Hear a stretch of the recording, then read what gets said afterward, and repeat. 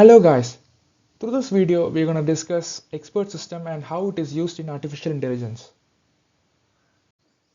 Talking about what an expert system is, basically an expert system is a computer program that is designed to solve various complex problems and it helps you to provide decision making ability like a human expert.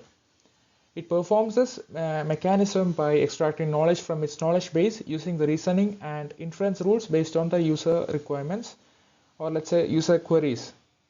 And the system helps in decision making of these complex problems by performing various fact checks and heuristics like how a human expert does. The name expert system is so called because it contains the expert knowledge of a specific domain and it helps you to solve the complex problem on that particular domain. Mainly an expert system focuses on domains like science, medicine, etc. So the performance of an expert system is completely based on the knowledge, or let's say the expert knowledge present within the knowledge base.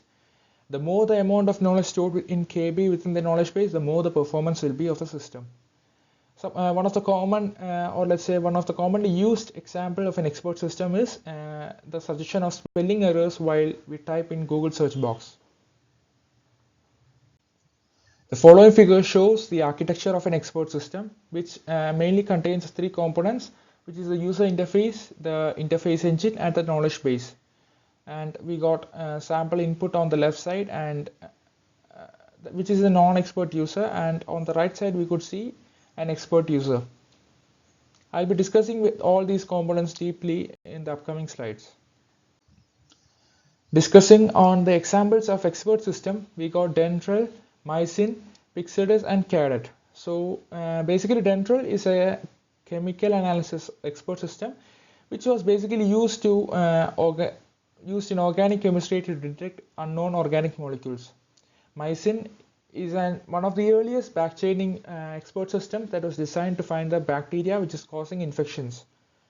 Pixedus is an expert system which is used to determine the type and level of lung cancer, while Cadet is a diagnostic support expert system which lets you detect cancer at its early stage.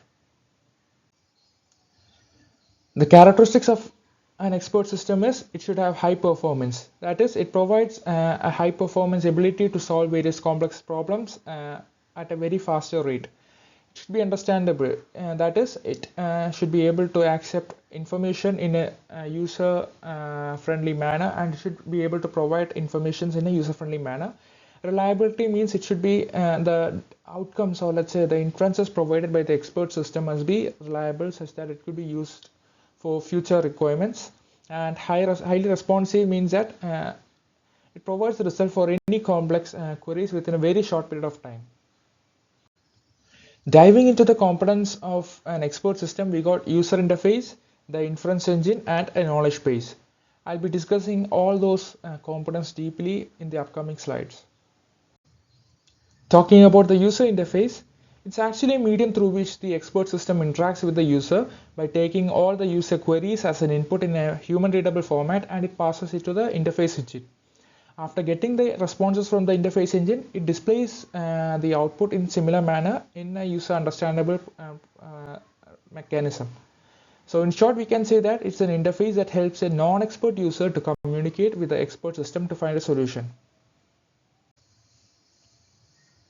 So the area marked within the rectangle shows the user interface with the component, and it accepts user queries from a non-expert user through the user interface, and it passes to the upcoming components. Talking about the second component, it is the inference engine, which is the brain of the expert system, and it is the main processing unit of the system. It applies various inference rules to draw conclusions from the user queries by analyzing the knowledge from the knowledge base, and it helps in deriving an error-free solution of queries, and the system extracts these knowledge from the knowledge base. Basically, there are two types of inference engines. They are deterministic and probabilistic. So deterministic inference engines, it means that the conclusions that we obtain from this kind of engine is assumed to be true, and it is based on facts and rules. Talking about probabilistic inference engine, It contains uncertainty in conclusions and is completely based on probability. So to derive solutions, the inference engine makes use of two methods, that is the forward chaining and backward chaining. So forward chaining, it starts from the known facts and rules and applies various inference rules to add up to the conclusion of the known facts. Backward chaining is a reverse process which starts from the goal and works backward to prove the known facts. From the figure, the red rectangle shows the inference engine which collects data from the user interface as well as the knowledge base and performs various inferences. The third component is the knowledge base. It is a type of storage that stores knowledge acquired from various experts on a particular domain. It is considered as a big storage of knowledge, and the more the amount of knowledge we get, the more the performance will be and the more precise outcomes you get out of the expert system. It is similar to a database. It contains informations and various rules of a particular domain or subject. It can also be viewed as collections of objects and their attributes.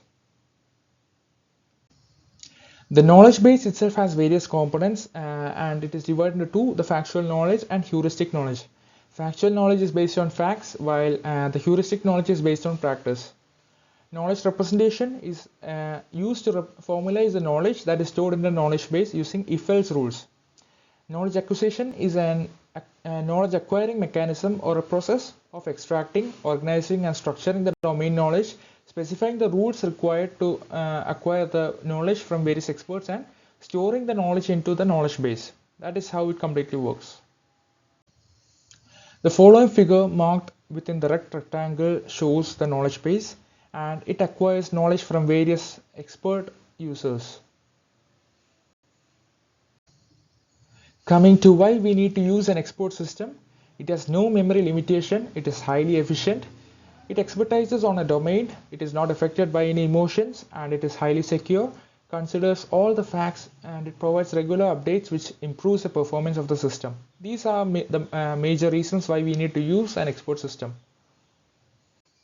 Some of the capabilities of an expert system are: it helps in advising, providing decision-making capabilities, demonstrates a device, problem solving, explaining a problem, interpreting the input, predicting results, and it helps in diagnosis. The advantages of expert system are: it is highly reproducible, then it can be used for risky places, then the error possibilities are very less. The performance of the system remains always steady as it is not affected by emotions or tensions, and it provides a very high speed response. Talking about the limitations of expert system, the responses of the expert system may get wrong if the knowledge base contains faulty data. Like a human being, it cannot produce creative outputs. Its maintenance and development costs are very high. Knowledge acquisitions for designing is very difficult. Then for each domain we require a specific expert system, and that is one of the major limitations, and it cannot learn from itself and hence require manual updates.